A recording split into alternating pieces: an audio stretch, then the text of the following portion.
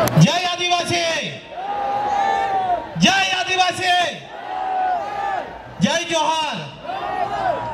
આજે 9મી ઓગસ્ટ વિશ્વ આદિવાસી દિવસ તરીકે આપણે મનાવી રહ્યા છીએ।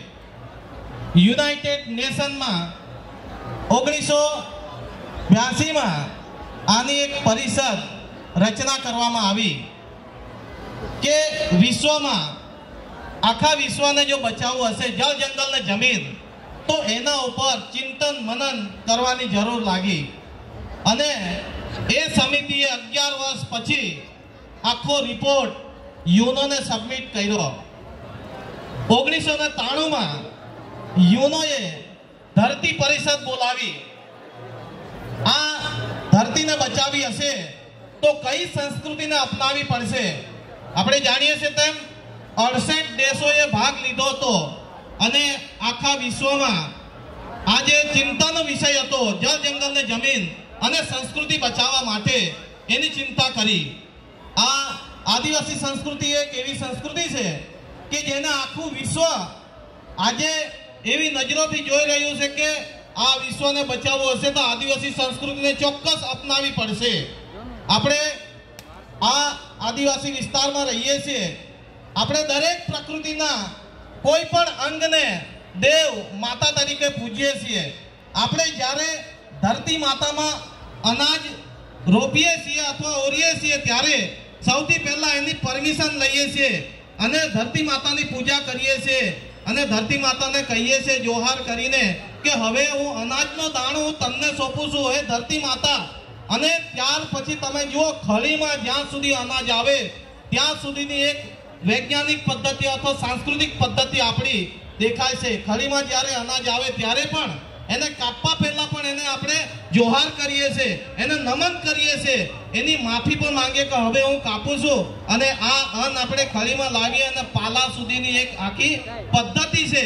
અત્યારે નૃત્યમાં પણ તમે જોયો હશે। આ આપણી એક એવી આદિવાસી સંસ્કૃતિ ઉત્તમ છે। આપણે વૃક્ષની બી પૂજા કરીએ, આપણે પક્ષીઓની બી પૂજા કરીએ, ધરતી માતાની સાથે સંકળાયેલા દરેક અંગોની પૂજા કરીએ, એને દરેક અંગને આપણે જીવ તરીકે માનતા આવ્યા છીએ। મિત્રો, આ આદિવાસી સંસ્કૃતિને આપણા આદિવાસી મહાપુરુષોએ જ્યારે અંગ્રેજોની સલ્તનત હતી ત્યારે આદિવાસી વિસ્તારમાં અન્યાય અત્યાચારનો સામનો કરવા વાળા એવા આજે આપણે બિરસા મુંડા ભગવાન તરીકે આપણે પૂજીએ છીએ। બિરસા મુંડા ભગવાનનું નામ ત્યારે આવે ત્યારે આપણે જાણીએ છીએ કે એક એવા રાંચીની નજીક આદિવાસી પરિવારમાંથી 25 વર્ષની ઉંમરમાં પોતે લડવૈયા તરીકે અંગ્રેજોની સલ્તનત, અંગ્રેજોની બંદૂકની સામે એમની પાસે 400 આદિવાસીઓ તીર કામઠાવાળા હતા અને અંગ્રેજોની સલ્તનતને હંફાવી નાખેલી એવા બિરસા મુંડા જેમને આજે આપણે યાદ કરીએ છીએ। કારણ કે એમનું જે જીવન રહ્યું એ જેલમાં પણ ગયા, આદિવાસીઓના ઉદ્ધાર માટે, આદિવાસીઓને બચાવવા માટે એમણે પોતાનું જીવન સમર્પિત કર્યું। મિત્રો, આજના દિવસે જ્યારે એમનું મૃત્યુ થયું હતું ત્યારે પણ છેલ્લા 2-3 વર્ષથી એ જેલમાં હતા અને ત્યારબાદ 1919માં જેલમાં એમનું મૃત્યુ થયું। એવા બિરસા મુંડા ભગવાન। મિત્રો, આ આઝાદીની ચળવળમાં આપણે જાણી ઇતિહાસ વાંચીએ ત્યારે ખબર પડે છે કે સોમનાથને બચાવવા માટે પણ વેગળ ભીલનો મહત્વપૂર્ણ ફાળો હતો। મહારાણા પ્રતાપ આ પ્રતાપી રાજા થયા, એમને પણ સપોર્ટ કરવા વાળા આદિવાસી નાના નાના રાજાઓ હતા, આદિવાસી સેનાઓ હતી દરેક ક્ષેત્રમાં।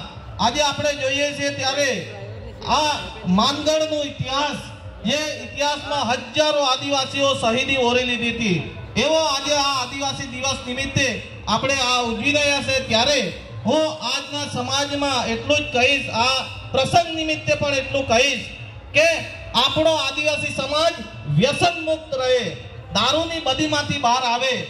આજે શિક્ષણ ક્ષેત્રે ધીરે ધીરે આપણે આગલું પગલું